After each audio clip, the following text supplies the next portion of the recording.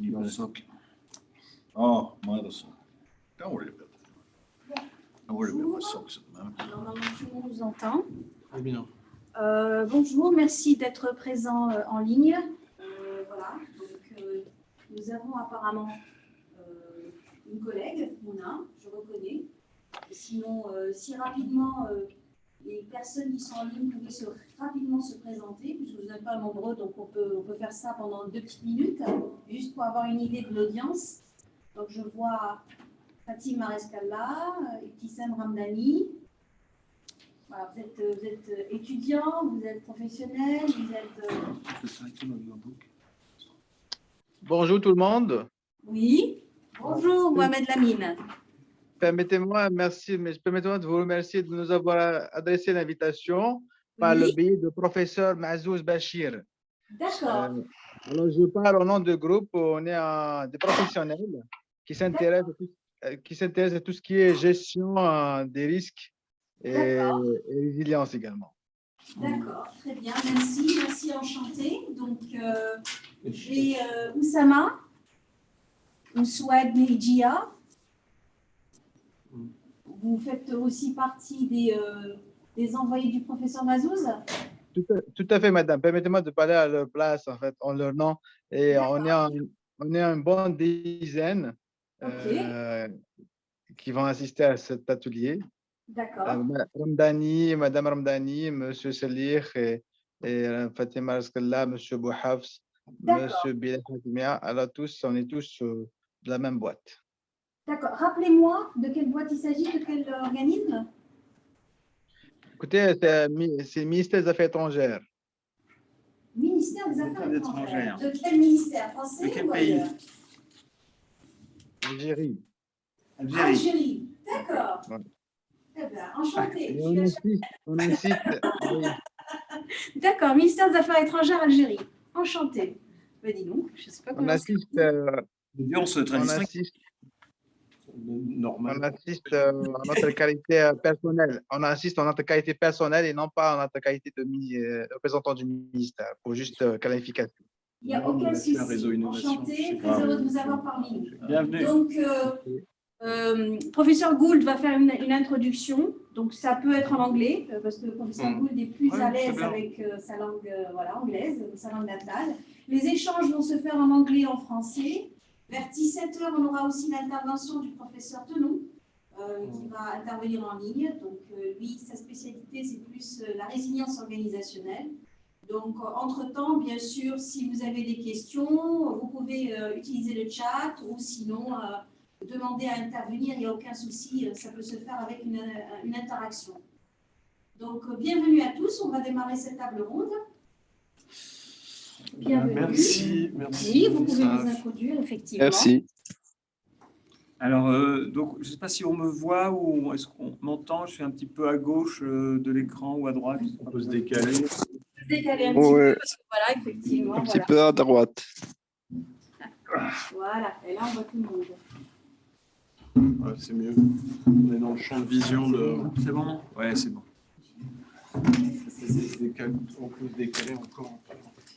Bon, ça va là, c'est bon. Ça va. Donc, mon nom est Jean-Étienne Joulier, je suis professeur de management ici à EMLV. Et je vais avoir le plaisir d'introduire cette table ronde en posant la première question tout à l'heure au professeur Anthony Gould.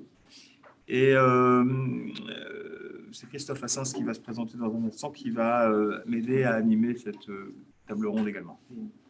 Merci Jean-Étienne. Donc, je suis le professeur Christophe Assens et donc je dirige la chaire Réseaux Innovation au sein de laquelle se déroule cette table ronde et on a le grand plaisir effectivement aujourd'hui d'accueillir le professeur Anthony Gould de l'Université de Laval pour un débat consacré à la notion de catastrophe, de crise, de résilience et donc des méthodes, des moyens d'éviter des erreurs quand on est dans une situation un peu paradoxale. Alors, pour l'animation, on va jouer un rôle qui est très simple.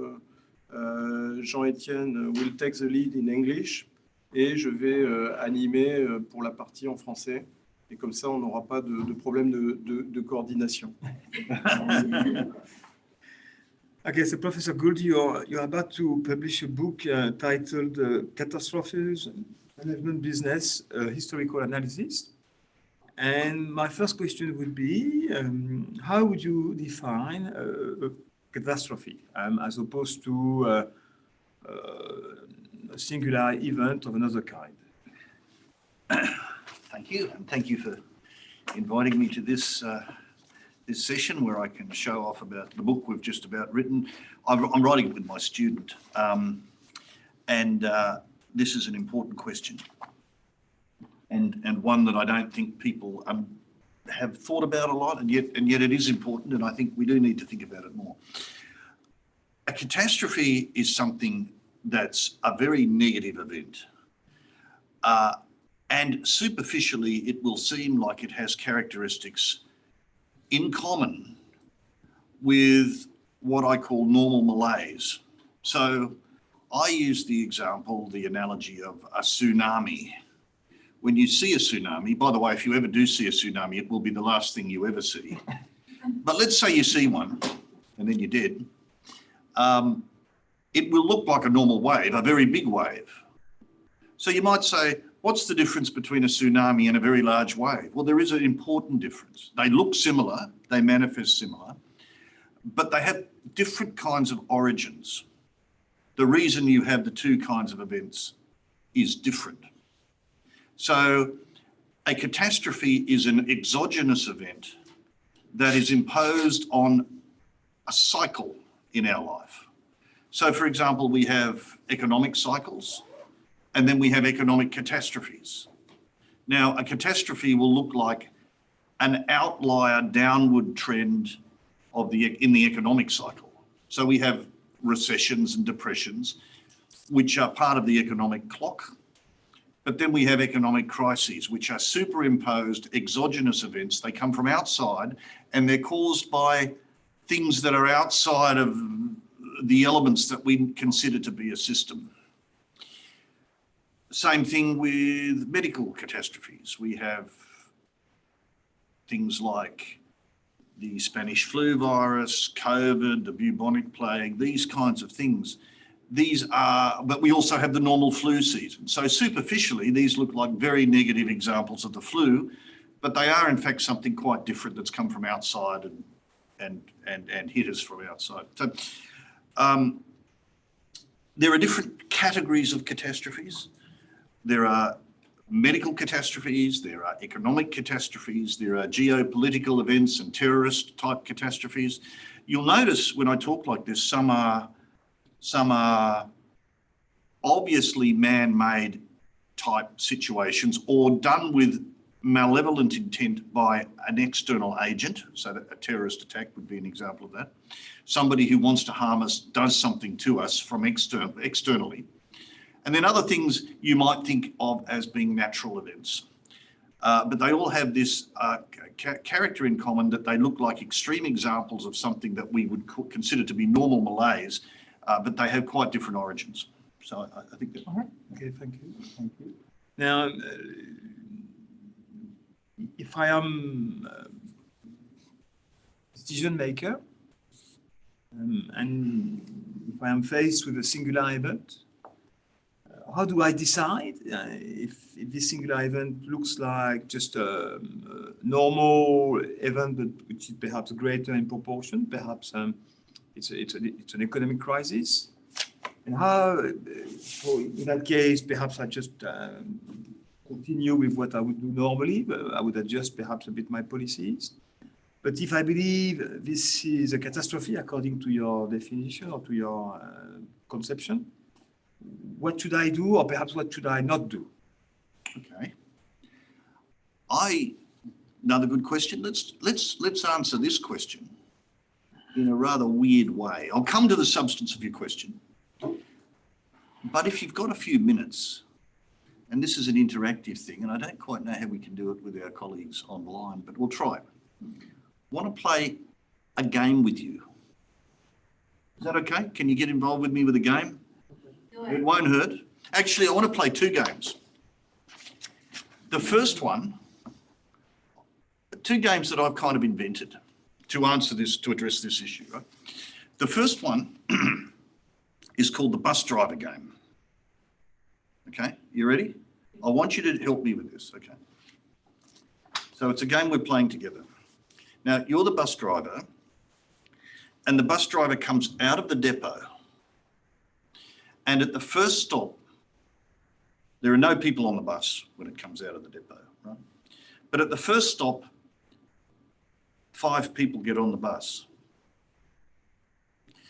And at the second stop, 3 people get on the bus and 2 people get off the bus. And at the third stop, 4 people get on the bus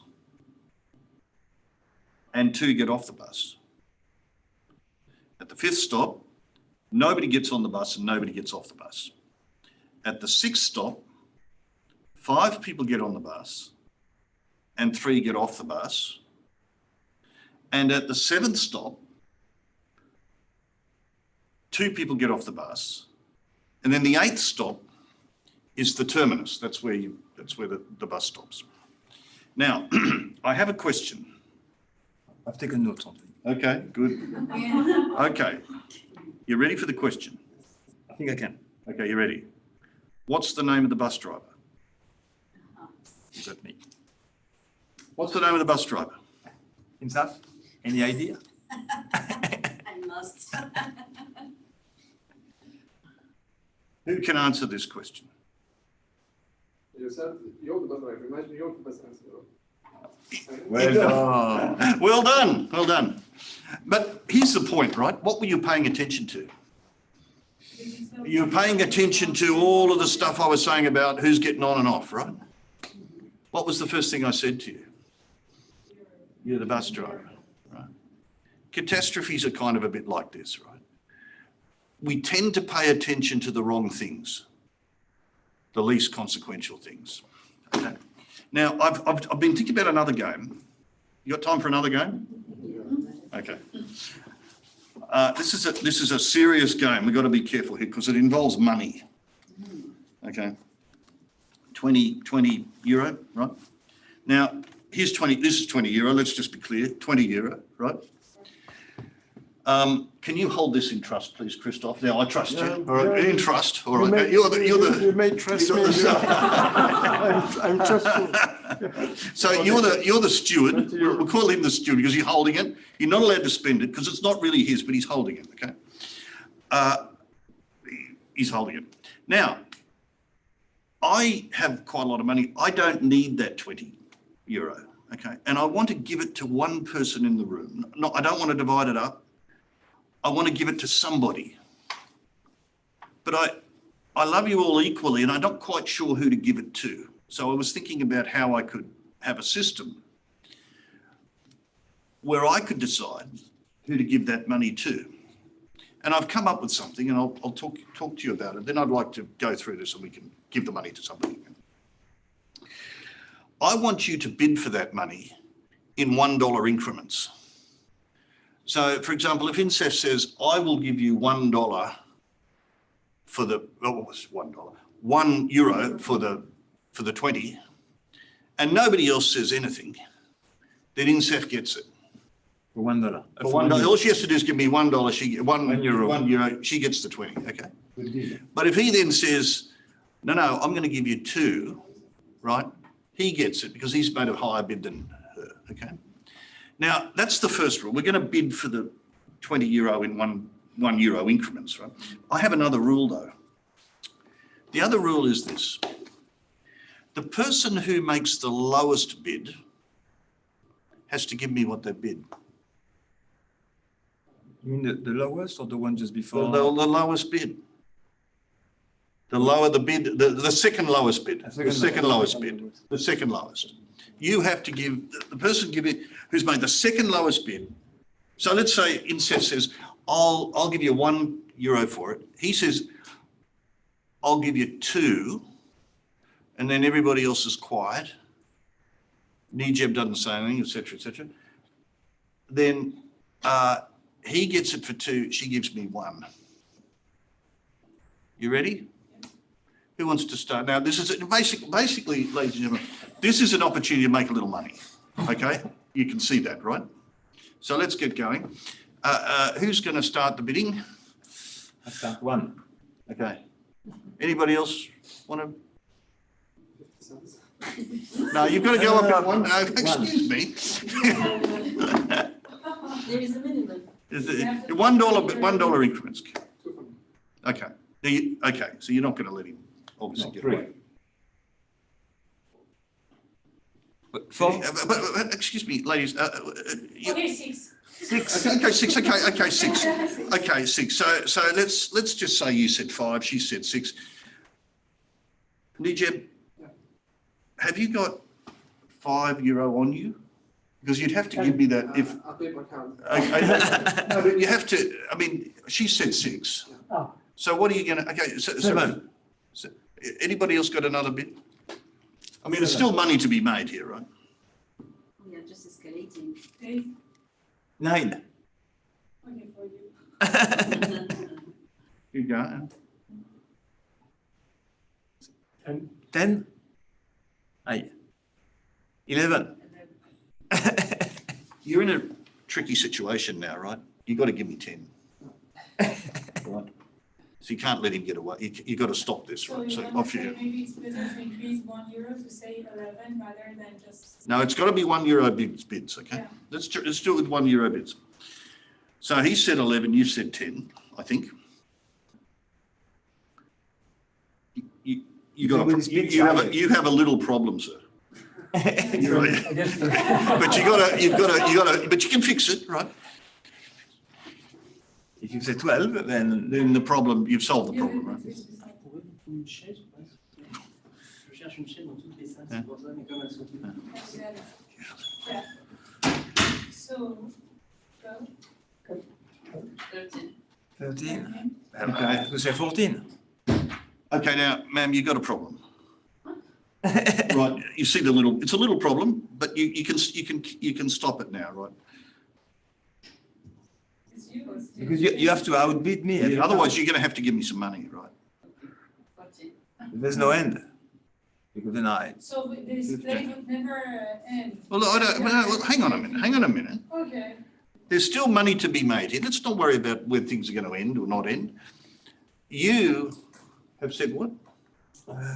14? 14. Okay, now where are we? Now, ma'am, I'm sorry, you got a problem. Even with 14. Well, are you ready to give me 13? You want to give me 13, do you? You don't have to do that. You can stop that, right? If you say 15, I said 14, Okay. you said 15. Now what have you got to say? 16. Okay, now you're okay. Let's just stop there for a minute. Now you can make €4, right? He's going to lose, what are you going to lose? 15. So, but you can't allow that. no, so I say 17, Okay, you got a problem again. 20. Okay. 19. 20. Okay, now where are we? Now you've got to give me 20. You've got to give me 19. 19. Okay. Oh, There's no end. there's no What's going on here? What's going on here? You make money. We're going to get to let's analyse what's happening here because it's quite interesting. There's a lot to learn from what we've just done, I think. Right? Let's try and talk about it. Where are we at? You said 19, did you? That's right. So, ma'am, you said 20. So what are you going to say now? 21, of course. You have to say 21. Now, They are paying now, no matter what happens to you, Muna is telling escalating of commitment. yeah, no matter what happens to you, you're in a loss situation. You can't make any money anymore. You're losing now, right? That's right. And all you're trying to do is defend a loss. You're chasing a loss, aren't you, really? I've done this with bigger classes. I can get it up to 100. And you can see why. Yeah, of course. You get trapped into this cycle, right? What's going on? I started off by telling you that I have 20 euro that I don't need, and maybe I can give it to someone. It looks like an opportunity. It looks like €20, or maybe you're not going to get 20. It looks like you might get, let's say, 19 or 18 or 17 without much effort and pretty quickly. But as you get into this exercise, you start to realise that the situation's turning against you and you're chasing a loss beyond a certain point. That's what's happening, right? It's quite an interesting thing. One of the things I like to ask people after we play this game is, what does that tell us about how the United States got involved in the Iraq War? Or in the Vietnam War? Or in the Korean War? Or in a lot of war situations? Right? Something sort of looks like you can do it pretty quickly, get a benefit. It's not going to cost you too much. But when you go into it, the things that have attracted you to go into it are illusory. They're not real.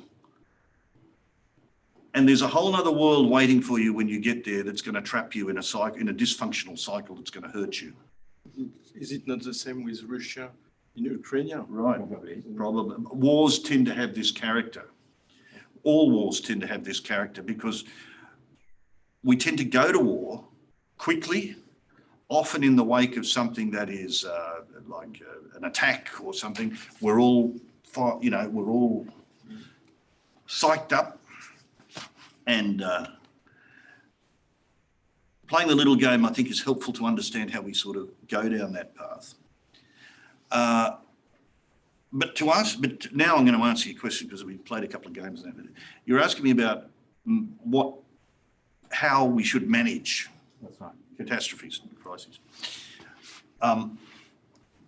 We should understand that, and this is an interesting philosophical point, catastrophes, even if they're biological in nature, like the bubonic plague or the Spanish flu virus of 1919,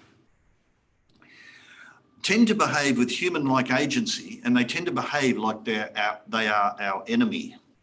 And if you've ever read Sun Tzu's The Art of War, clever enemies tend to do something very big in the first place to distract you so that you expend all your resources on dealing with that big event that's very spectacular, but that they do their real damage after that big event has happened. So what we need to do when we manage catastrophes, and this is to answer your question, is we've got limited resources, as is always the case, understand that principle and hold some of our resources back so that we can expend them on the secondary consequences of what's going to happen. And that applies to all of the categories of catastrophes that we've talked about, medical events, viruses, geopolitical events, environmental events. That's sort of the answer. Hold back some of the resources, because what you're dealing with, even if it's not a human being, even if it's not done with human intention, will probably act like with human agency, such that it does its real damage afterwards, and it will act against you like a clever enemy acts against you, distracts you up front, does its real damage afterwards. So you have to hold back some resources. That's the answer to that.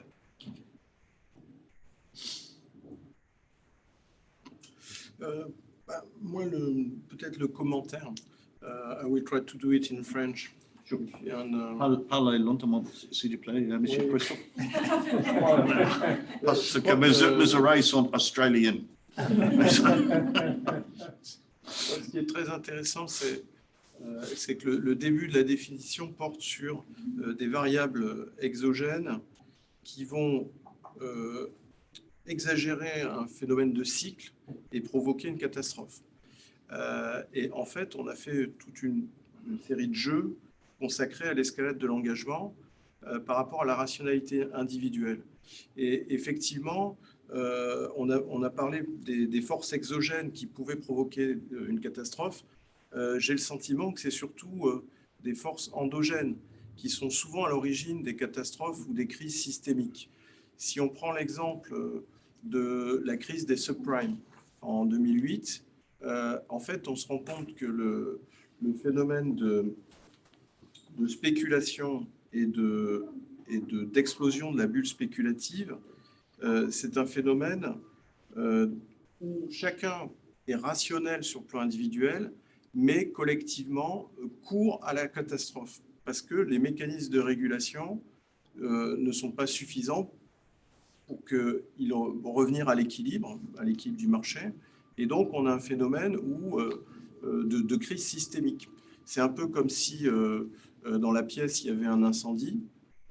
Et donc, tout le monde individuellement veut sauver sa vie, ce qui provoque une panique et qui fait que tout le monde meurt asphyxié dans la pièce. Donc, on a ce phénomène de crise systémique et qui est très courant dans les catastrophes et qui montre que peut-être on n'a pas de mécanisme d'autorégulation suffisant, ni formel, ni conventionnel, pour revenir à l'équilibre en situation anormale, en situation de crise, en situation de catastrophe. Où chacun agit comme il pense le faire de manière très rationnelle, et en fait provoque un comportement à côté qui lui aussi est très rationnel, mais par effet domino, tous ces comportements sont très rationnels, mais provoque par exemple la faillite d'une banque lors de la crise des subprimes 2008, la Northern Bank par exemple, qui a fait faillite. Et donc en fait, un des problèmes, je pense, dans les systèmes sociaux complexes dans lesquels on vit, que ce soit l'économie de marché, que ce soit le climat, c'est les phénomènes de confiance. Tant qu'on a la confiance, on arrive à résoudre une partie des difficultés. Mais le jour où on perd la confiance, parce qu'effectivement, il y a une catastrophe, il y a un phénomène inhabituel, à ce moment-là, on peut auto-entretenir la catastrophe et provoquer des effets plus graves que la catastrophe elle-même. Et je pense que dans la crise des subprimes de 2008, dans la crise sanitaire du Covid-19, c'est ce qu'on a vu. On a vu probablement des comportements de panique ou de peur ou d'évitement qui ont auto-entretenu la peur et la défiance et qui ont auto-entretenu la crise à un niveau supérieur probablement aux effets de la maladie et aux effets réels de l'impact sanitaire. C'était notamment dans les supermarchés où les gens avaient peur qu'il manque et donc ils ont stocké plus, qui a entretenu les manques et qui a entretenu le fait que les gens... C'est ça. Moi, je peux dire. Ça. Et donc, il y a peut-être le début d'une catastrophe, c'est peut-être une étincelle qui vient de l'extérieur, effectivement, un déséquilibre qui est provoqué, mais ensuite, le plus gros de la catastrophe, il provient de comportements à l'intérieur du système qui sont parfaitement rationnels, mais qui ne sont pas contrôlés et qui renforcent les effets de la crise, les effets de la catastrophe, me semble-t-il. What do you think about this analysis? Well, I think it's good what you say. I agree with what you say. One of the things that I'm thinking about for my book is that we've talked about these different kinds of catastrophes. So they're always from exogenous origin. So they come from outside into a system in an abrupt way and often in a way that nobody expects. And they can be obviously and overtly intended by some enemy type agent or not intended, as in a virus. But the interesting thing I find is that even those things that you might sort of consider to be, let's say, more natural or biological in origin, even those things behave as a sophisticated enemy would behave. And when people talk about even Trump and that, when he talks about being at war with the virus, there's a sense in which that's quite a good analogy because the virus behaves like an enemy that's coming to us from an external source. And just philosophically, something that I've been thinking about, which I'll get out of my system, you can tell me what you think. Animals manifest their intentions through their actions, right? If we hate somebody, we will attack them or kill them, and that's an action. How do plants do that? How do plants manifest their intention? Animals do it through there, but plants are stuck in the ground, right? How do they do it? Do they have intention? They do have intention. Absolutely, they do. And they manifest it in a quite a different. This is a philosophical, quite interesting, right? They do it through growing towards what they want. They have indeterminate growth, so that if you can watch and you can observe plants moving towards light, moving towards water, they are manifesting intention through growth. We don't do that. That's one of the sort of psychological distinctions between plants and animals. But what about viruses? How do they manifest their intention? Viruses have very short life cycles. They manifest their intention through evolution quickly. So we will have an antibiotic or something that deals with a strain, and what do? They evolve around it. So it's quite interesting philosophically. And what all of this means is that we can analyse any kind of catastrophe, whether it's a biological event or an event that has human malevolent intention externally, through looking at the intention of the agent that is attacking us. And viruses, in fact, have intention, and you can think of it in a similar way to animal intention. Like, they don't behave; they evolve to deal with our countermeasures. I think this is quite an interesting philosophical point. So we can analyse any catastrophe. Let's put it this way: we can analyse catastrophes generally through the prism of thinking about them as being an enemy that's coming to us from outside, that's attempting to distract us a lot in the first instance, but then doing its damage after it has distracted us. It's real damage after it's distracted us, costing us more after it's distracted us in a spectacular way. That's how I think of catastrophes. And how would you relate this with the world of business, Anthony? Because your book is also about business. Yeah. Well, businesses deal with catastrophes. We can pull the lens in a bit and we can talk about a business. If Boeing, the corporation, were to lose its contract with the US military, that would account for about 2/3 of its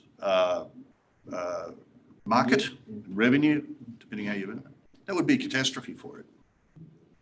And it would normally occur because the US military was really upset about what Boeing was providing.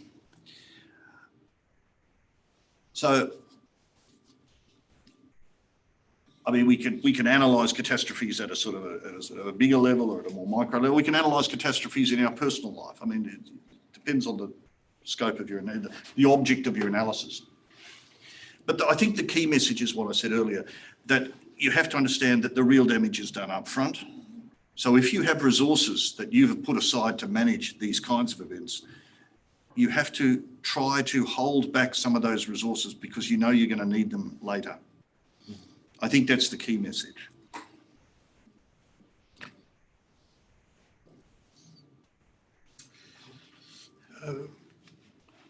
En t'écoutant, Anthony, je réfléchissais à la notion de résilience. C'est-à-dire que le système va être confronté à une catastrophe, et donc comment parvenir à gérer cette catastrophe, à réguler cette catastrophe. Et souvent, dans nos sociétés modernes, on envisage deux possibilités, comme on l'a vu pendant la guerre en Ukraine, la crise sanitaire du Covid-19, etc. Il y a deux grands pôles qui sont souvent utilisés.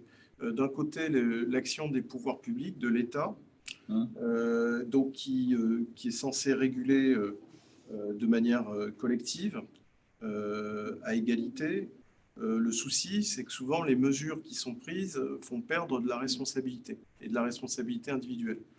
Donc, il y a une limite. De l'autre côté, il y a les forces du marché, c'est-à-dire la régulation par le marché. Là, c'est tout le monde est responsable de soi, mais le risque, c'est de perdre la chaîne de solidarité, de fraternité dont on a besoin, par exemple, pour les chaînes de décontamination, pour éviter l'escalade de l'engagement sur certains sujets, pour éviter. Et donc, je réfléchissais à ça, et il y a un théoricien, Ross Ashby, qui, dans la théorie des systèmes, qui parle du principe de la variété requise, et qui dit que finalement, lorsque le système est perturbé, c'est peut-être pas de l'extérieur qu'on peut le réguler, mais de l'intérieur. Et donc, donc, en réfléchissant sur ce sujet, je me suis demandé s'il pouvait y avoir un système capable de s'auto-réguler, indépendamment des forces du marché, des mécanismes du marché ou de l'action de l'État, où on pourrait avoir à la fois une forte responsabilité individuelle et une grande solidarité collective. Et c'est la notion de réseau sur laquelle j'essaye de travailler depuis un certain nombre d'années et dans le cadre de la Chaire. C'est-à-dire un réseau où l'organisation au réseau, où tout le monde se connaît, se fait confiance, où chacun a une action individuelle forte, mais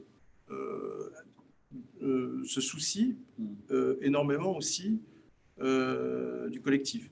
Et effectivement, cette organisation réseau, c'est souvent le grand absent des politiques publiques ou des stratégies d'investisseurs sur le marché. Dans le business, par exemple. C'est absent dans le business parce que la... Well, I think this is a very interesting, another interesting question, I think. I think we tend to over-rely on public policy as being the first way to deal with things.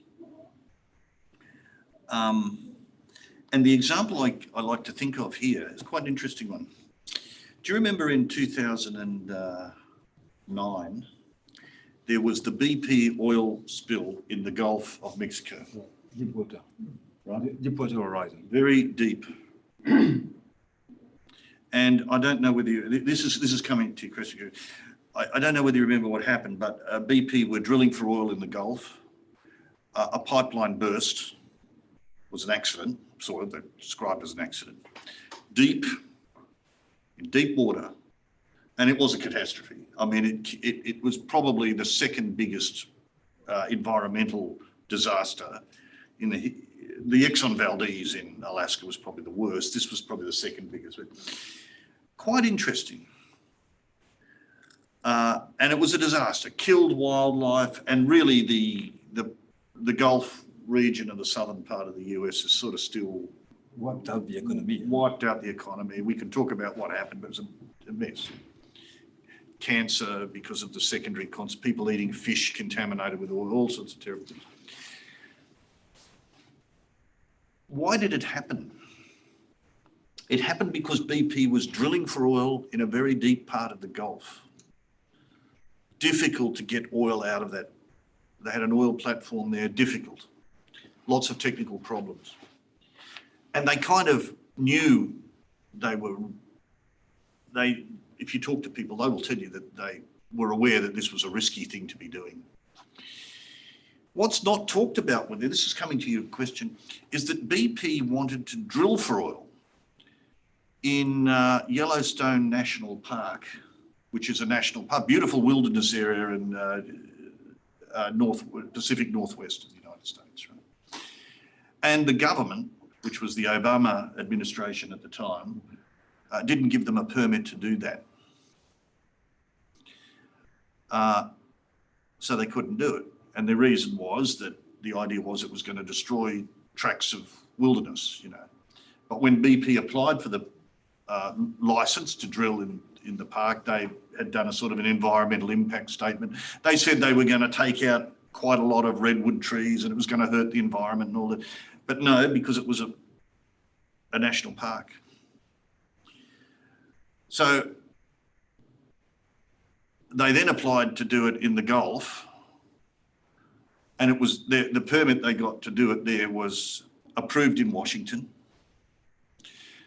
because they said, what we're going to do is just go into water where there is nobody, maybe some fish, but it's right out in the ocean, in the water.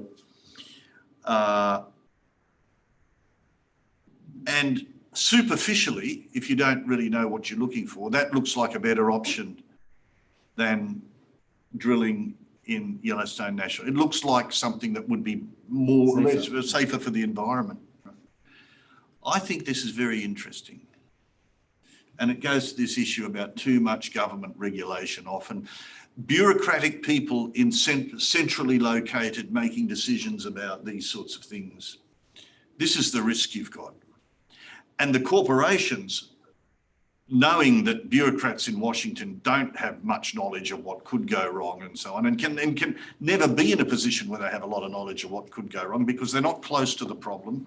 They haven't had any interaction with these kinds of problems. I think this is a sort of an interesting way of understanding what the answer is to your problem, Christoph. Less regulation, and often if we'd had more market-based kinds of solutions, a lot of malaise would be avoided. I do believe that. And I know it's a bit of a controversial thing to say. It's a bit against the grain. I'm starting to sound like Milton Friedman a bit, but I just think that is an interesting example of that. That's where I sort of, I come in a bit on that side of it, you know, that's where I'm at with all of this.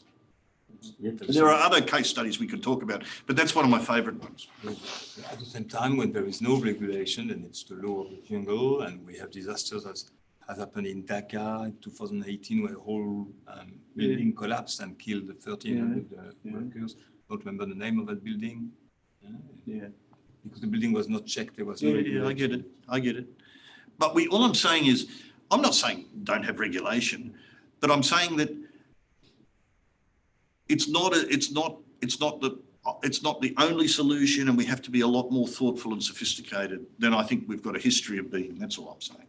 I mean, there are other examples where where regulation has been dysfunctional in the mining industry with what they call retreat mining, which is a dangerous form of mining. You know, you have collapses and so on. The regulation there has not been functional. So it's tended to create more problems than it's solved. And so we are back to your point, Christoph, where communication within a network of people can achieve more than one actor deciding for all fields. Yeah, so it's sort of, these things are not easy.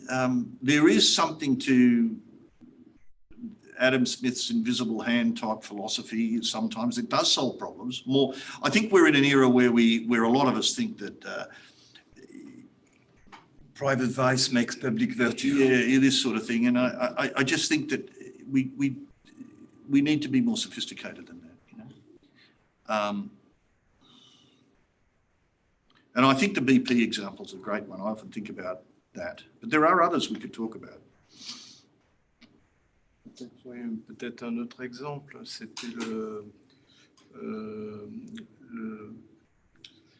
la catastrophe de Tchernobyl, donc la centrale nucléaire, donc bien connue, qui a eu un accident assez grave. Et en fait, on s'est rendu compte de l'origine en fait de l'accident, probablement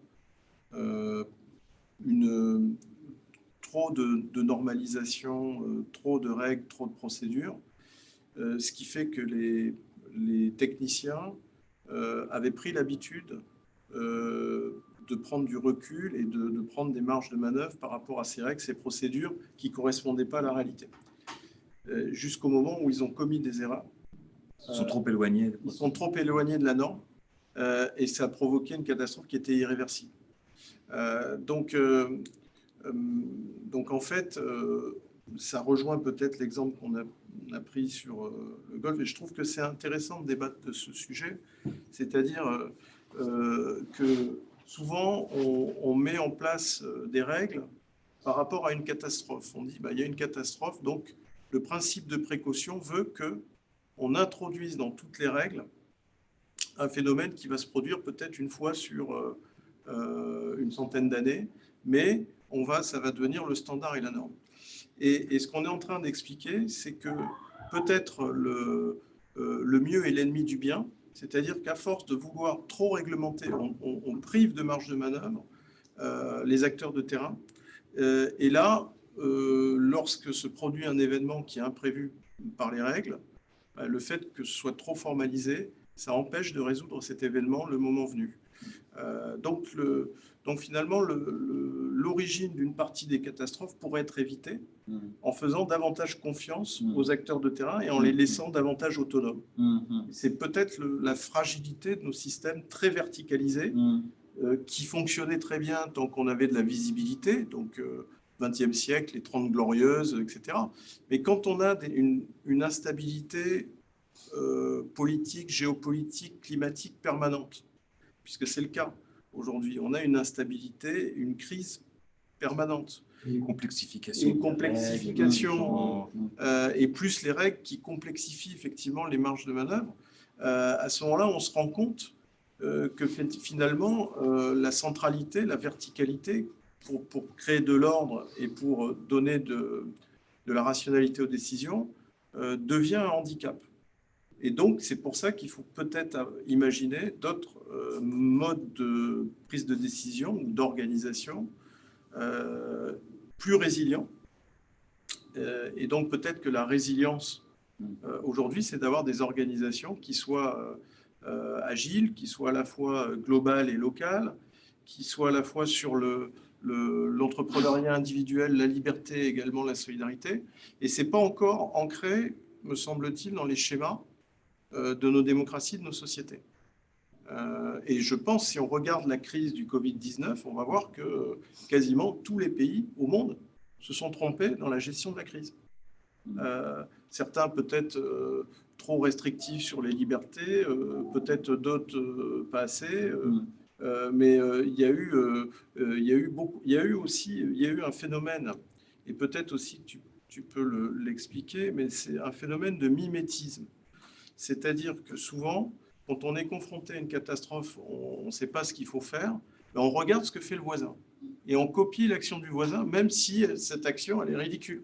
On risque de se faire accuser de ne rien faire. Et ce qui est incroyable, c'est que en temps normal, la Russie, la Chine, les États-Unis s'affrontent et sont ennemis, et donc font des choses complètement différentes. Lorsqu'il y a eu la crise du Covid, ils sont mis tous à faire quasiment la même chose, produire leurs vaccins, vacciner leur population, fermer les frontières, etc. Et avec une surenchère en disant on est les plus avancés dans cette démarche. Avec la politique zéro Covid en Australie, en Chine, et cette idée que le politique est plus fort que le virus. Et que le virus, de toute manière, même si on ne lui demande pas un visa ou un passeport, il sera bloqué à la frontière à partir du moment où on l'a décidé. All these people isolated with mental psychiatric problem and people not getting checkups for cancer and that because they're you know. Absolument. There's all these sorts of things. Let me give you another example. Another one that's quite interesting. I think we can learn a lot from this other example. We're just coming out of the COVID era, so we've talked a lot about COVID, and a lot of these things have been analysed. So, but let's take another quite recent example of a crisis, of a catastrophe. The 2008 global GFC, global financial crisis. What happened with that? There were some elements in place before 2008. Where banks were undervaluing a thing called derivatives, which are complicated repackagings of loans.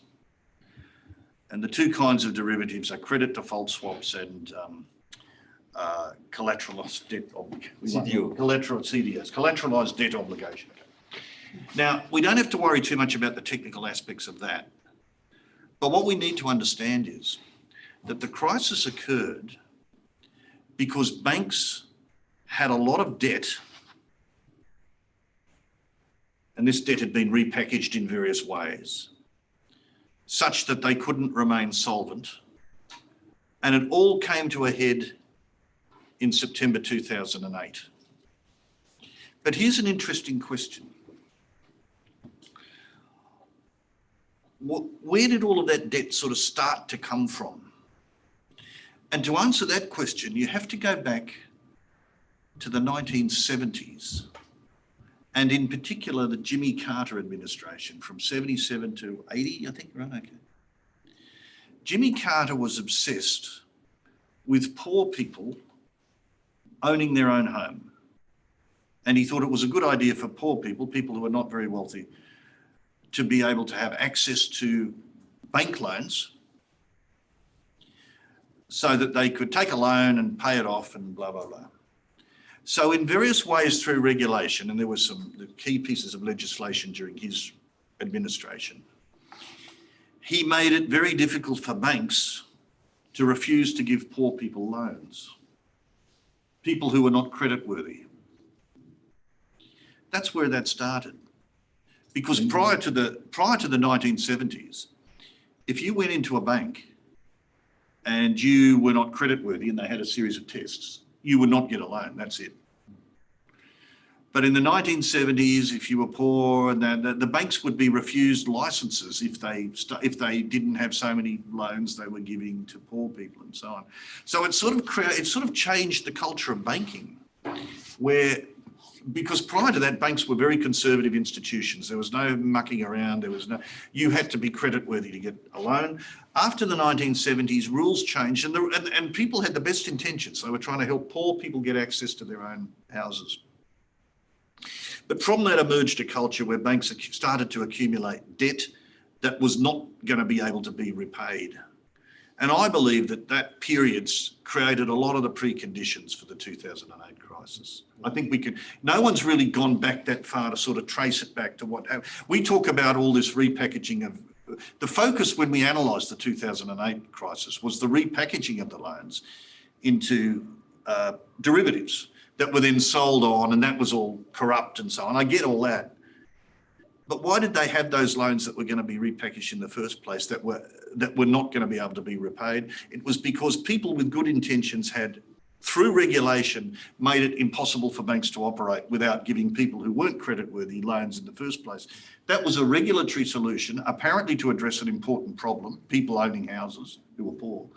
Good idea. It sounds like a good idea until you think it all through.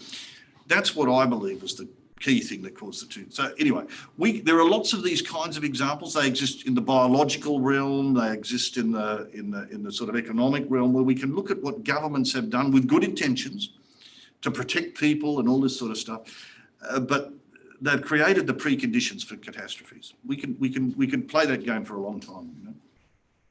That's what I think.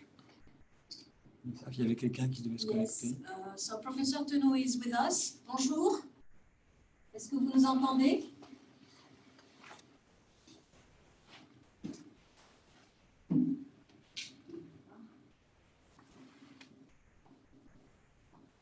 Bonjour, Professeur Tenot, vous nous entendez? Est-ce qu'il est là? Je ne le vois pas. Ah, bonjour. Bonjour, bienvenue à notre ronde. Je n'avais pas bien entendu. Je vais mettre un peu d'image. Comme ça, vous allez me voir. Voilà. C'est un peu flou. C'est un peu flou. Attendez. On vous voyait bien. Hein?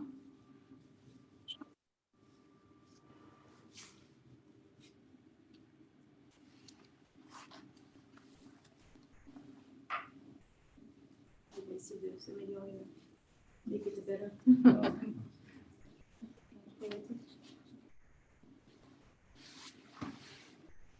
Voilà, c'est mieux.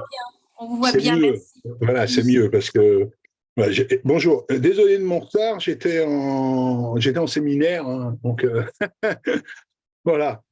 Donc ça me fait plaisir d'être ici, hein, et je salue voilà, le professeur Anthony Gould. Hein, voilà, donc toujours très intéressant d'écouter. Bon, je parle en français, hein, je n'ai pas une grande maîtrise de la langue anglaise. S'il vous plaît, monsieur Gilles, j'ai pu suivre si tu parles. Mais voilà, Professeur, il me semble que voilà, au Canada, on doit parler encore la langue française. Hein. Voilà, moi j'ai une question. Alors, je sais que bon, le bouquin sur lequel vous avez travaillé, hein, le handbook Palgrave, sur le management, hein, l'histoire du management, moi, ce qui m'intéresse, c'est aujourd'hui. Je suis spécialisé depuis une bonne vingtaine d'années dans le développement de la résilience appliquée aux organisations, la résilience organisationnelle. Hein.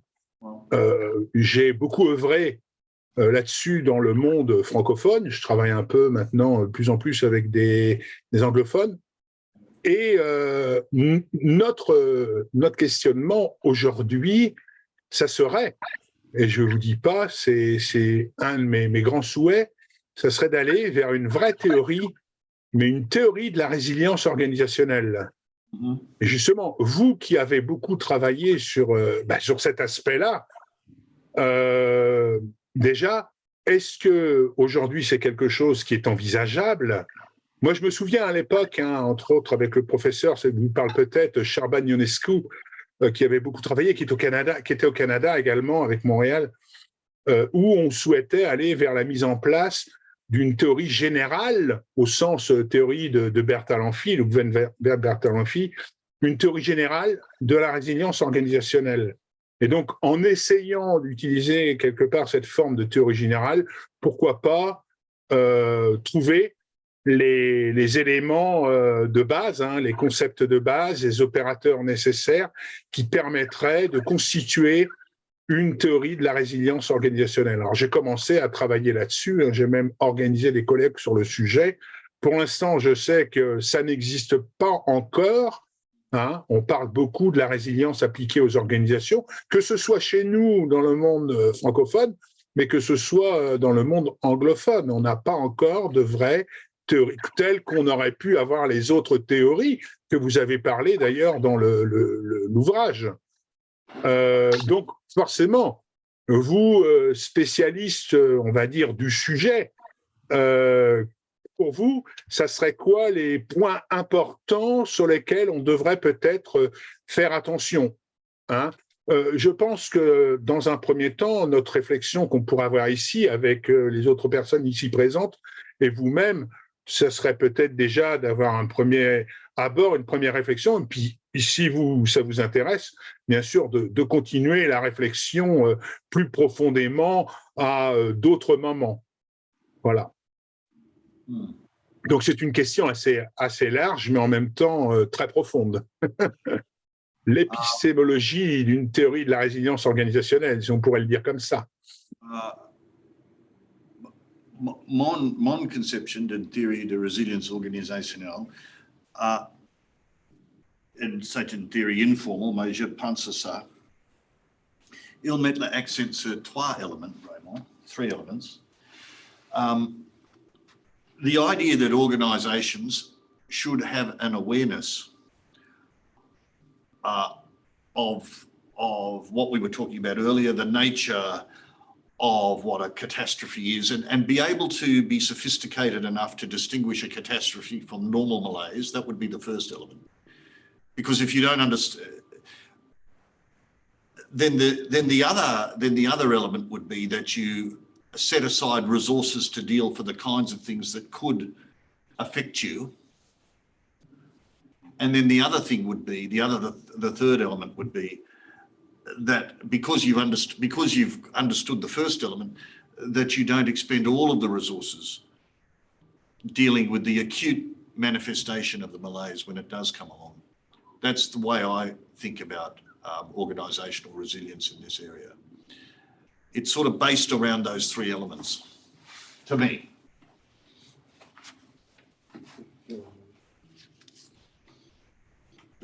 Peut-être que je peux compléter et dire un peu aussi ma définition un peu de l'organisation résiliente.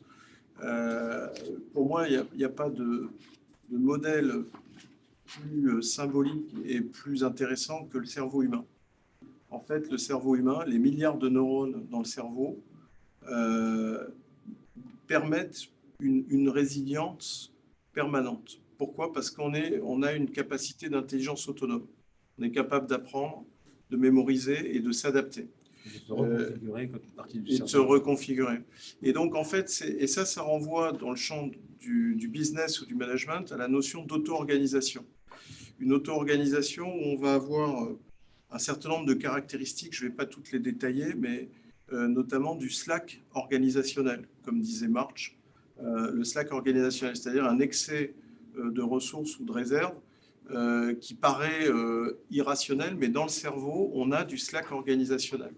On a du parallélisme également, c'est-à-dire que les messages qui vont être transmis de neurone en neurone vont circuler de manière parallèle, comme ça, s'il y a des pertes, il y a quand même une forme de résilience dans la capacité de mémoire ou dans la capacité d'apprentissage. Il y a de la coopétition aussi dans une forme d'auto-organisation, c'est-à-dire de la collaboration dans la compétition.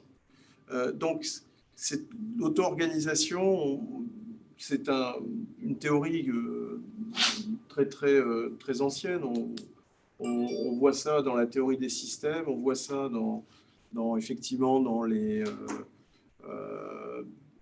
organisations aussi de l'économie sociale et solidaire, on voit ça dans des petits groupes, dans la notion de réseau, dans les réseaux non hiérarchiques. Donc, ça peut être peut-être une porte d'entrée pour définir ce que peut être une organisation résiliente, c'est-à-dire qui puisse faire face à toutes les situations en conservant ses équilibres, en conservant ses capacités de développement, en conservant son intégrité. Donc, je pense qu'effectivement, beaucoup plus, ça vient de l'organisation elle-même, de ses caractéristiques, que de l'extérieur, des mécanismes de régulation plus ou moins formels qu'on pourrait mettre en œuvre et qui sont souvent en retard ou qui sont parfois même à l'origine même de la catastrophe auquel l'organisation est confrontée.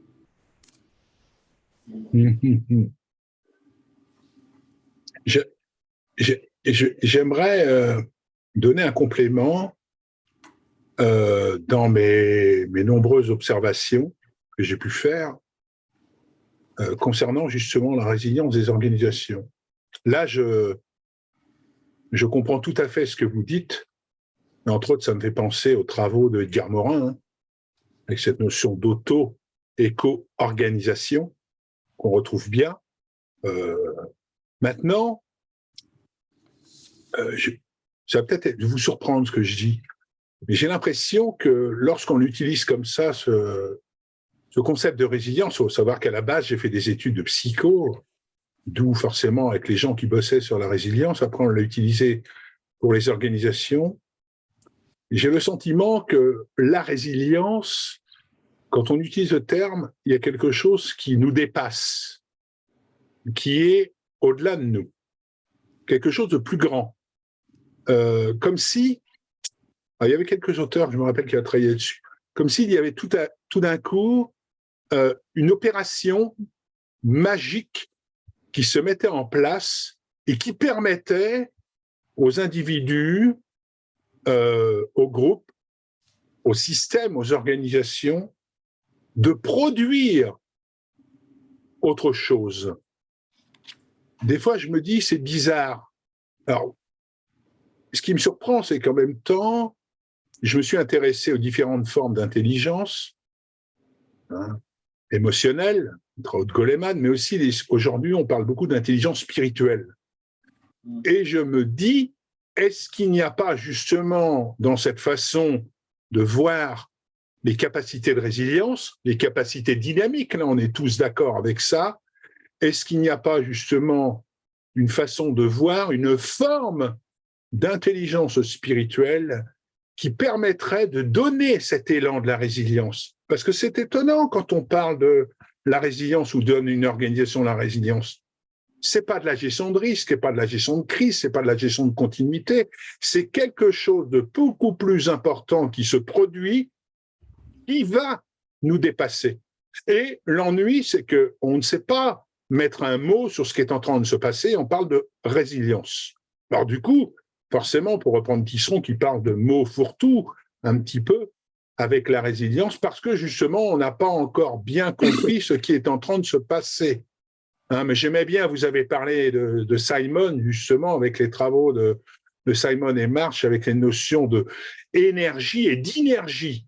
Et je me demande justement si, dans la résilience, il n'y a pas ce rapport énergique qui pourrait se mettre en place. Oui, je ne sais pas si vous voyez un petit peu ce que je veux dire, mais en tout cas, ça fait partie de mes observations aujourd'hui.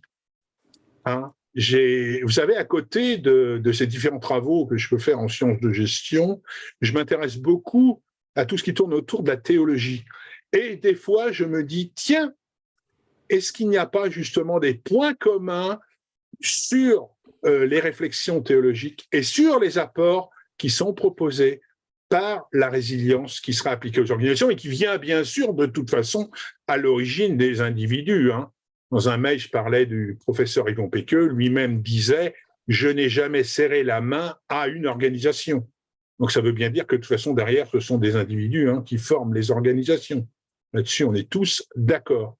Mais on voit qu'il y a une capacité mentale qui, jusqu'à aujourd'hui, pour moi, n'a pas encore été vraiment définie et mis sur le devant de la scène. La résilience, c'est ce que ça permet, justement. Et c'est pour ça que moi, essayer de creuser pour aller vers une vraie théorie de la résilience organisationnelle, je crois que ça permettrait de donner une nouvelle façon de voir le fonctionnement de nos organisations. Un nouveau paradigme, on pourrait le dire peut-être comme ça. Si vous voulez réagir. The only other issue, the other observation I'd make about organisational resilience is that something sort of interesting at a systemic level. When you have a catastrophe that hits, let's say, an industry,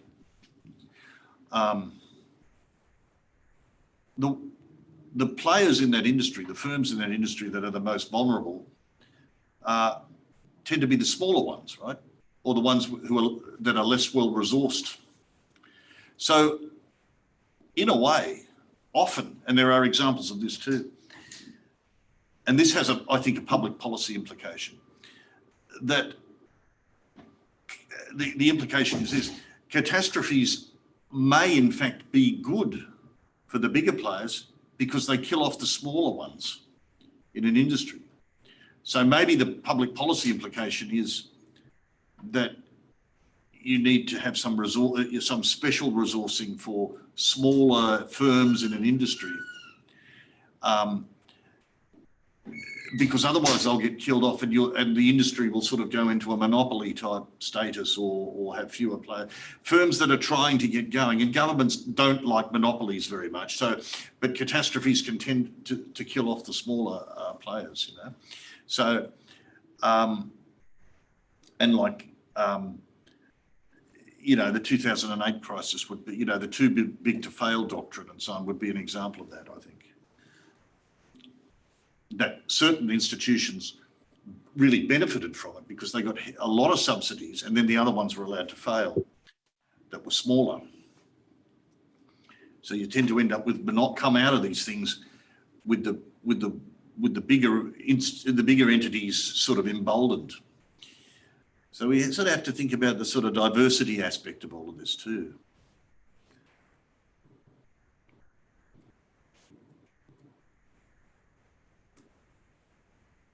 Si vous, professeur Assas, vous pouvez peut-être me résumer un peu ce qu'a expliqué le professeur Gould, que je vais voir si j'ai bien compris tout.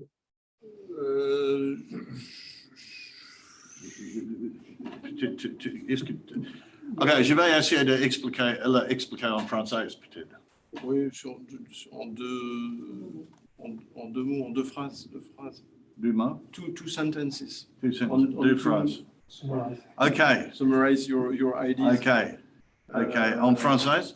Je vais essayer en français. Okay. Increase peut être bon pour ceux qui sont plus forts que les autres qui ne sont pas aussi forts.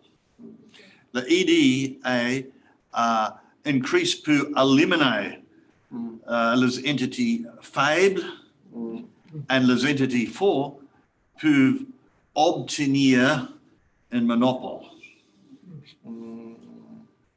So that's my point. Oui, So that's avec une implication pour la politique publique. C'est une approche un peu darwinienne, c'est-à-dire c'est un peu la sélection des espèces. Donc ce que dit le professeur Gould, c'est que finalement, quand il y a une crise, ça renforce le caractère exogène ou déterministe de la survie des entreprises. Et effectivement, celles qui sont en position de monopole ou les plus fortes vont pouvoir survivre à un phénomène de tsunami économique qui va balayer les plus fragiles. Je rajouterais d'ailleurs dans ce contexte-là que c'est souvent que les entreprises, pour être à la fois grosses et agiles, travaillent en écosystème, et que l'écosystème, donc c'est un réseau avec plusieurs cercles concentriques, et que effectivement, quand il y a la vague du tsunami de la crise apparaît, ça va toucher les cercles concentriques les plus éloignés du noyau, ce qui va permettre aux grands donneurs d'ordre de survivre, mais bien évidemment grâce à l'écosystème qu'il aura bâti, grâce au réseau qu'il aura construit, au réseau d'alliance, c'est-à-dire qu'il a co-construit en fait un environnement qui le rend plus résilient. Donc ça, c'est le phénomène. Mais pour revenir sur... et ce qui fait que, pour nuancer peut-être à ce moment-là les propos du professeur Gould, ce qui fait que on peut pas, la grande entreprise ne peut pas se permettre de perdre à ce moment-là certains maillons des petites entreprises qui sont dans l'écosystème, mais qui sont très précieuses de les avoir à proximité. Et donc, comme on l'a vu dans les crises économiques précédentes, les grands donneurs d'ordre vont tout faire pour maintenir des contrats avec des sociétés spécialisées qui sont dans l'écosystème et qui permettent de réduire les coûts de transaction et d'attaquer les marchés internationaux à partir du moment où on garde une relation de confiance durable. Donc, si les petites entreprises, les petits maillons font faillite à la faveur d'une crise ou d'une catastrophe, les grosses entreprises sont obligées de reconstituer leur écosystème et à ce moment-là peuvent perdre des parts de marché et être en retard. Donc, ce qui fait la résilience, à mon avis, c'est plutôt l'articulation, l'alliance entre les grosses et les petites dans un réseau de type écosystème industriel, écosystème d'innovation, etc. Ce qui n'empêche pas effectivement que les entreprises isolées et les petites entreprises vont disparaître à la faveur d'une crise. Pour revenir sur ce que vous avez dit sur la question de la spiritualité et résilience, qui est un sujet intéressant, on peut s'interroger effectivement à notre époque, puisqu'on est dans une société où on perd la spiritualité, où on remplace la spiritualité par la technologie. Et ce n'est pas pareil. C'est-à-dire qu'on a l'impression d'une toute-puissance avec la technologie, le transhumanisme et d'autres sujets de cette nature. Et donc, on peut considérer, et je suis assez d'accord, que dans ce contexte-là, les sociétés sont plus fragiles parce qu'elles reposent sur une superposition d'individus reliés entre eux par de la technologie. Et la technologie n'est pas suffisante pour créer une forme de spiritualité qui permet de transcender l'action collective à certains moments, et notamment en situation de crise. Donc c'est un peu là-dessus que je nuancerai, mais et je suis assez d'accord pour relier et dire à ce moment-là, la spiritualité, on va la retrouver dans la culture d'entreprise. Plus la culture d'entreprise sera forte, plus l'entreprise sera résiliente. Effectivement, il y a un cas d'école qui est très connu, c'est l'entreprise Michelin, qui fait de la mondialisation à l'envers. C'est-à-dire qu'il y a une culture d'entreprise qui est très forte, qui est enracinée localement et qui est transposée aux managers chinois, aux managers indiens. Et donc, c'est ce que j'appelle de la mondialisation à l'envers, ce qui fait que Michelin est leader dans son domaine d'activité, non pas à cause de l'innovation technologique, à cause de la technologie, mais parce que les équipes partagent une même culture d'entreprise, partagent une même spiritualité sur la vocation industrielle de l'entreprise dans laquelle ils travaillent. Ça, c'est la force de Michelin sur ses concurrents aujourd'hui. Ce n'est pas lié à la technologie, contrairement à ce qu'on pourrait croire. C'est lié à la solidarité très forte dans les communautés professionnelles des collaborateurs de Michelin, avec un mode de management qui est centré sur l'humain et pas centré sur la technologie. Mais dans le reste de la société, on a une dérive et on remplace une partie des repères, me semble-t-il, des repères spirituels par les règles ou la technologie. Et donc, on crée de la distance, on crée de la radicalité, on renforce l'individualisme et on crée de plus en plus de fragilité dans nos sociétés.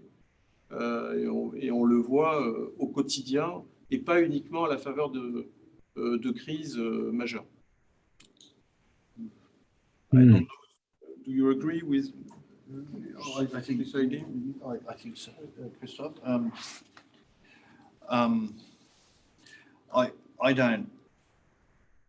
I don't feel confident to comment on sort of spirituality. I don't because I have difficulty knowing what it really means. And it's probably, I'm not saying that, I mean, I think it probably reflects on my background and training. The only other point I would make about crises, when we're talking about public policy and organisational resilience and so on, is that in a more general sense, it is true that crises tend to be particularly devastating for people or entities that are under-resourced, such that it can kill them if they're people, or wipe them out if they're entities. And and this applies for biological phenomena, it applies for economic phenomena, it applies in all sorts of ways. This sort of, so what crises can do is ensconce inequality in society and in a system. Now, with the COVID situation, who mostly died from that? It was poor people who had to go out to work and had no option because they had to go out to work. So they had to get the train and they had to go and be with other people. If you're an extremely wealthy person, you don't have to do those sorts of things. And in fact, it might even be in your benefit to have a crisis like that. This is the Darwinian perspective again, because you're going to wipe out, you know, a lot of the poor people, your labour's going to be cheaper, this sort of stuff. I mean, we can take a Darwinian perspective when we look at crises, whether they're economic, whether they're biological, and draw similar kinds of conclusions in each of these situations. And I think, you know, we talk about organisational resilience and that. There is a broader notion, I think, here of resilience that's not just organisational resilience, but it's resilience for those who are going to be particularly harmed by a crisis. I think that's how we need to think. And then we can apply that idea at an organisational level, at an individual level, this in these sorts of ways.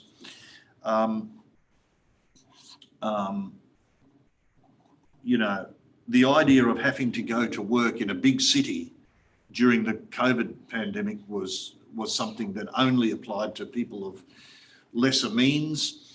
And it was an extremely dangerous activity to get into trains and buses and, you know, be in environments where there's a lot of people around you. And that's very dangerous. But only poor people have to do that. And I think that's an important thing. So these ideas are not just about organisations; they're philosophical ideas, and I think we have to in the first instance think about them like that. That's how I'm dealing with it in my book. Donc pour revenir un peu sur les propos du professeur Gould, c'est une perspective très darwinienne finalement. C'est que la crise ou la catastrophe ne va pas affecter les individus de la même manière. Donc plus on est pauvre, plus on est en première ligne face à la crise, et plus on est confronté à des risques. Effectivement, pendant le Covid-19, c'était les métiers dits de première nécessité qui étaient exposés le plus aux effets de la pandémie et de la crise sanitaire. Ça m'amène à une question, à une réflexion par rapport à ça. C'est toujours en termes de résilience par rapport aux crises ou aux catastrophes à venir. C'est-à-dire qu'on voit aujourd'hui, par exemple, la montée en régime de l'intelligence artificielle. Donc, à la fois dans le domaine de la pensée, mais dans le domaine d'un certain nombre de métiers. Et la question qu'on peut se poser, c'est par rapport à cette perspective de grand remplacement de la machine, de l'homme par la machine, qu'est-ce qui pourrait permettre la résilience? Et donc, si on réfléchit 2 minutes, c'est vrai qu'on parlait de la spiritualité, mais il peut y avoir aussi la culture. Et la culture qui va être importante, le fait d'être cultivé, d'avoir une culture qui va permettre justement de pouvoir interpréter des informations, de pouvoir les utiliser. Et effectivement, alors peut-être que cette culture, elle n'est pas accessible aux gens les plus pauvres ou aux personnes les plus exposées dans la société, mais en tout cas, ça va être peut-être une clé de résilience dans les perspectives de crise ou de catastrophe future. La question qui se pose très clairement, c'est est-ce que demain, on va continuer dans les écoles, dans les universités, à apprendre des registres de connaissances qui peuvent être restitués en 10 secondes par une machine d'intelligence artificielle et qui va, un peu comme on utilise une boîte automatique sur une voiture, qui va conduire la pensée d'une grande partie des gens, et notamment des gens qui seront les moins cultivés. Et donc, pour échapper peut-être à cette crise à venir, peut-être qu'un des facteurs de résilience, c'est la culture. Et donc, comment dans nos métiers, dans nos écoles, comment on arrive à défendre cette ligne de résilience liée à la culture. Je me souviens d'une conférence que j'avais donnée devant le cercle des bibliothèques départementales du pays, et j'avais, à l'occasion d'un échange avec un représentant du ministère de la Culture, j'avais dit, mais la bataille la plus importante, plus la technologie prend de l'importance, et plus il faut défendre la lecture, l'écriture, qui permet d'accéder à une culture auquel la technologie ne permet pas d'accéder. C'est souvent l'image que je prends, c'est une citation d'Einstein qui est très connue, c'est la logique permet d'aller du point A au point B, mais l'imagination permet d'aller partout. Et donc, avoir la culture, c'est avoir l'imagination, et donc c'est d'être indépendant par rapport à la machine. C'est ça probablement qui peut sauver, peut-être plus d'ailleurs aujourd'hui, j'irais même plus loin, je dirais que c'est même plus une question d'argent, c'est même plus la fracture entre les gens riches et pauvres, mais les gens qui ont accès à la culture et ceux qui n'ont accès qu'à la technologie, à Internet et aux écrans. It's a bit like that, innovators, early adopters. There is maybe a divide that people have these natural tendencies to grab technology or not, and it tends to divide us, and it's not necessarily an economic thing. Absolutely. It's a knowledge gap. It's sort of to do with, rather than yeah. the resource gap. Well, John, Eddie and I have another idea. This is not about catastrophes. It's about the future of higher education. That's a radical idea. Come up here. What are you doing over there? Come over here. What are you doing? Yeah, this is a nice discussion. Yeah. Higher education. Tell them what you think about. No, do you want to talk about that a bit? It's a little bit off message, but I think everybody will find it a little bit interesting. Well, the idea that Anthony and I had was education is going to go the way of Netflix. Rather than coming to a class, to university, students will just choose a menu, and they will have friends, they will have the latest series. They can do dating and hookups, or watch pornography. All the things also, at the end of the menu, there's also an option, Statistics 101. Yeah. And then the system will ask them, how do you want to have that course? You want the narrator to be male or female? Yeah. Do you want the narrator to be Will Smith or whoever celebrity with deep fakes? And then you will watch for 20 minutes. Now, the movie you will be watching, the video you will be watching might be augmented with some virtual reality, I don't know exactly. it will not have been pulled together by university. The content would have been approved by someone in a university.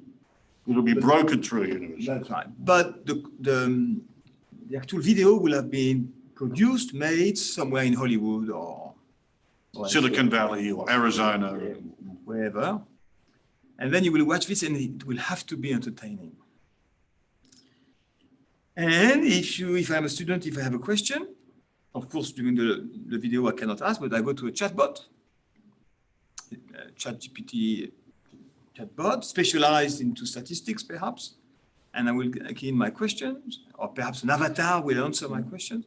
And if you're a real loser and you want to actually speak, don't understand, and of course there will be exercises, and then I can pay on a minute base to have interaction with a live person, with a real person.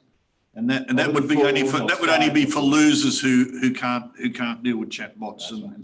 And the idea that would be a global industry, a little bit like the smartphone industry. So you'd have firms competing with each other to offer tutorial services as a last line of resort, a bit like you have with the cell phone, with the smartphone industry. So the reality is that we educators, we have prepared the ground for this. We have been busy sowing the branch on which we were sitting, comfortably sitting, when we started pre-recording our videos. Yeah. Because the minute you start pre-recording your lecture, or you record your lectures, you're competing with... You give away your last advantage, which is the live interaction. With professional entertainers, which we are not. Yeah. So we see this coming. We've got a very detailed view of how it's going to be in about 5 years away, I think. And 5 to 10 years. 5 to 10 years, but maybe sooner. And the thing to understand is that if you want to do, let's say, Statistics 101, and let's say you're in North America or Europe, you'll only be able to do it through 3 different firms, but it will be brokered through different universities. And what you'll do is you'll have different menus to customize how you want to do it. You can have a male, or you can have an actress telling you. You can have Eddie Murphy teaching it to you. You can have Sarah, if you're more sophisticated, you can have, I don't know, Sarah Sarandon or someone teaching you these things. There'll be an avatar done under license through one of these firms that's producing the content. But there'll only be 3 content providers. That's how we're going to get our education. This will be mostly for undergraduate degrees. No. And there will only remain research universities. So educators like us today, I don't see many. That's why it's very important we get very good at writing articles. That'll be all we've got left.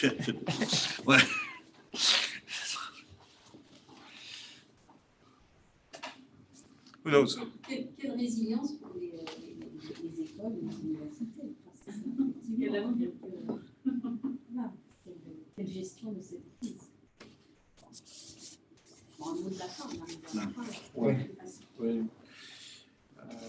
What is your conclusion points, Anthony? The conclusion is that catastrophes should be treated irrespective of whether they come apparently from any sort of human malevolence, but should be treated as an enemy that has human-like agency, and it should be and all catastrophes, when they are genuine catastrophes according to the definition I've given, will behave as a sophisticated enemy. And if you want to know what a sophisticated enemy does, the blueprint is Sun Tzu's The Art of War. He tells you in that book how an enemy will behave to harm you. And one of the principles of that book is enemies do a lot of things to distract you and make you expend resources, use up your resources in useless ways. So I think that's my concluding point, that you need to understand that even if it is a virus, because I was saying before that, viruses manifest intention, but they don't do it through behavior, they do it through evolving. Plants do it through growing and animals do it through actions. but all of these things manifest in tension, and when you have something like a virus or something, it does set out to harm you, and it's wrong to not to.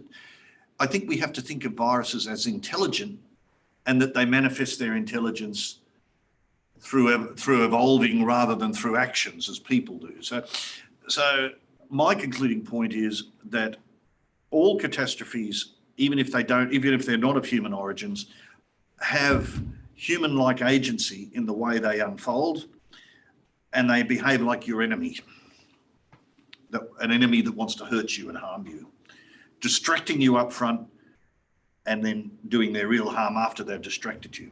That's my message. Jean-Etienne, your concluding points?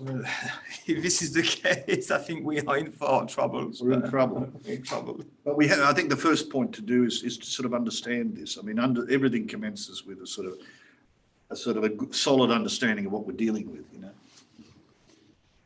Gilles Thénault. Oui, je vous entends. Votre point de conclusion? Ben, j'étais en train de réfléchir, à vrai dire, aux apports là, concernant l'écosystème et entre autres l'apport sur les théories de l'évolution pour mieux comprendre un peu nos organisations.